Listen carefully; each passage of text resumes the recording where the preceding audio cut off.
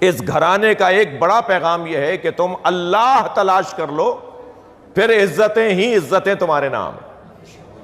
سب سے بڑی دولت میرے عزیزوں، میرے محترم سننے والوں، خاص طور پہ نوجوانوں سے بات کر رہا ہوں، اپنی بچیوں سے بات کر رہا ہوں، سب سے بڑی عزت معرفت پروردگار ہے۔ سب سے بڑی عزت اللہ کی معرفت ہے، سب سے بڑی عزت اللہ کی معرفت اور پھر اس کا قرب ہے۔ اور یقیناً اس باب کے اندر اس گھرانے نے ہمیں جو کچھ سکھایا ہے، اور یہی بتا سکتے ہیں کہ اللہ کیا ہے۔ ما عرف اللہ یا ما عرف اللہ الا انا وعلی، اللہ کو کوئی جانتا ہی نہیں ہے سوائے مجھ محمد کے اور علی کے۔ اگر تم اللہ کو جاننا چاہتے ہو تو میں محمد بتاؤں گا کہ اللہ کیا ہے، یا علی بتائے گا کہ اللہ کیا ہے۔ تو ہمیں اچھا یہ حدیث یہاں رکی نہیں ہے، یہ حدیث آگے بڑھتی ہے۔ ما عرفنی الا اللہ و علی، مجھ محمد کو کوئی نہیں جانتا سوائے اللہ کے اور علی کے۔ ما عرف علی، اور علی کو کوئی نہیں جانتا سوائے انا الا اللہ و انا، سوائے اللہ کے اور میرے۔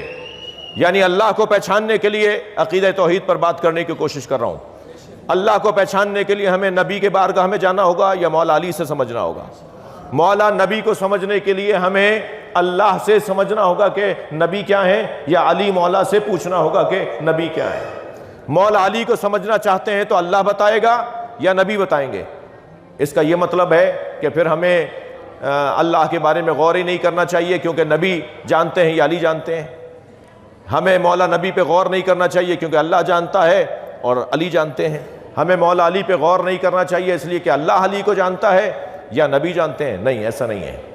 پیغام اس میں یہ ہے کہ اگر تمہیں اللہ، نبی اور علی سمجھنا ہے تو ان سے پوچھو جو علی کو جانتے ہیں۔ یعنی قرآن سے پوچھو کہ اللہ کیا ہے، نبی کیا ہیں اور علی کیا ہیں، یا نبی اور علی سے پوچھو کہ اللہ کیا ہے۔ اب جو یہ بتائیں گے وہی صحیح پیغام ہوگا۔ وہ علی جس پر بعض لوگوں کو شبہ ہونے لگا کہ علی کس کمال کی ذات ہے، وہ علی اپنا سب سے بڑا فخر یہ کہتا نظر آئے کہ مجھے علی کا سب سے بڑا فخر یہ ہے کہ میں اللہ کا بندہ ہوں۔ مجھ علی کی سب سے بڑی عزت یہ ہے کہ اللہ میرا رب ہے۔ اللہ اکبر، کفا بی فخرا ان تکون لی ربا، یا اللہ میرا فخر یہ ہے کہ تو میرا رب ہے۔ وکفا بی عزا ان اکون لک عبدا، توجہ ہے، اور مجھ علی کی سب سے بڑی عزت یہ ہے کہ میں تیرا بندہ ہوں۔ یہ ہوئے دو جملے۔ تیسرا جملہ سنیں، مگر ترجمہ میں اس کا تیسرے کا بعد میں کروں گا۔